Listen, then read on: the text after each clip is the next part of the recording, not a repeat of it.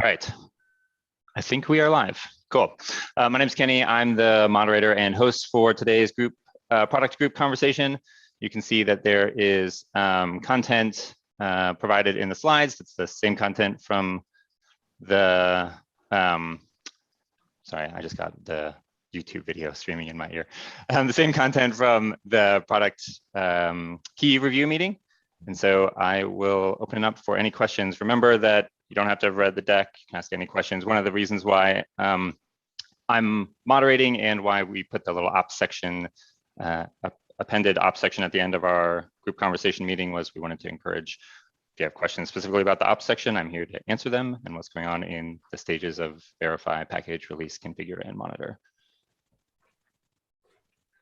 Don't feel like you need to type out your question either. If you have a question, just feel free to verbalize and we can take notes for you.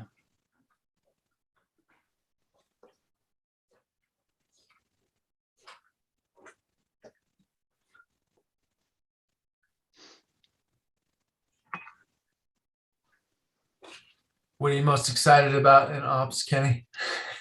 I'm really excited about our, we've had a lot of shift in focus to reliability. I was just talking to a leader in the ops section about this morning, and the teams have done a great job of shifting focus, of understanding the context, I think as a product and development organization, of going and tackling the tough problems that impact reliability and the service availability of each one of our teams. So it's great to see things like error budgets turning green, and a lot of infradev issues being tackled. In terms of go forward in products, we're seeing really great adoption in package. We continue to see month over month increases in our package adoption, and that's great. That's a really important part of our product that we're continuing to make investments in that help solidify the complete DevOps platform part of our product. Like it's a great next step after having a really robust CI and CD tool. And then I'm also really excited about our new deployment direction that I don't think Kevin Chu is on, but Kevin's been organizing and leading to make sure that we focus on deployment as a kind of first class capability beyond just automated deployments through CD. So these are some of the things I'm excited about.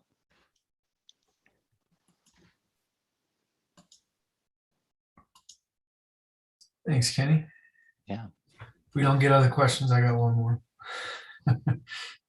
I have a question I'll vocalize then type. I saw the Mac OS cloud beta was out recently. Can you talk a little bit more about that? What's going well? What could be improved? How's user reception about it? Yeah, I don't see Darren on. So I know that it has been a limited beta to date and that we've been working on recruiting new customers. I don't know if I have any key product insights yet from it, Sam. I apologize, but I can follow up with Darren and make sure we post in the product channel about it. Okay. Yeah, I was really excited to see that one moving forward. I think that'll make a big difference for anyone doing like mobile development on Apple platforms, since that's definitely a difficult area to work in. You know, how do you do CI/CD on Mac OS devices? Yeah, and I will say some of our focus in building a more robust, let's call it a shared runner cloud that includes more flavors or types of shared runner instances has been a little bit delayed as we've focused on reliability. So we have a robust fleet of Linux shared runners today. We're really focusing on improving the deployment process and testing process of that fleet. It's shown in the availability of the shared runner fleet increasing significantly over the last 3 to 4 months, but that has delayed our team's investment in bringing additional types beyond just the Mac OS runner beta. We would love to get into improved support for Windows, as well as things like GPU support and different instance types available in our shared runner fleet. Awesome. Thanks for the answer. Kenny, following up on the first one, you talked about the new deployment direction. Maybe summarize the top handful of things that we might expect to see change because of that. Yeah, great.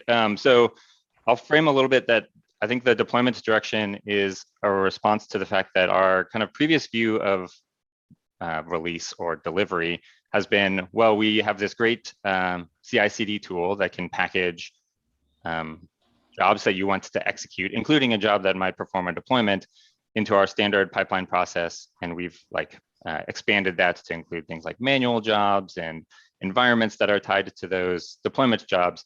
But what we're trying to focus on is that we're seeing this new pattern in usage. That is, there are central platform teams that are creating deployment processes, and they want to not just provide a standard template for how to perform a deployment, but also monitor deployments across an organization, because very often they're deploying to shared environments. So I think of that as, we're seeing this bear out in competitors like Harness and others that are building more deployment-focused tooling. But I see that bear out in us abstracting environments to be more group-based and allowing you to get a view of an environment that might have multiple deployments, and managing multiple deployments to an environment and ensuring that the environment is staying healthy throughout that process. So there's been plans for work to move environments to a kind of first-class citizen that lives at the group level.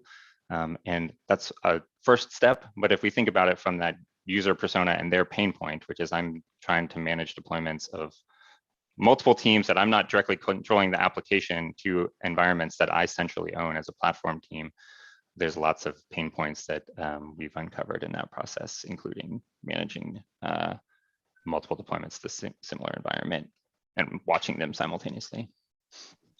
Thank you, Kenny.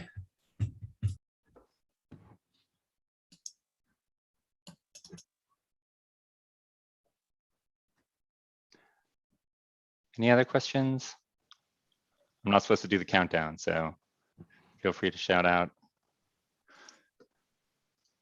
All right, otherwise, thank you all. Have a great rest of your day.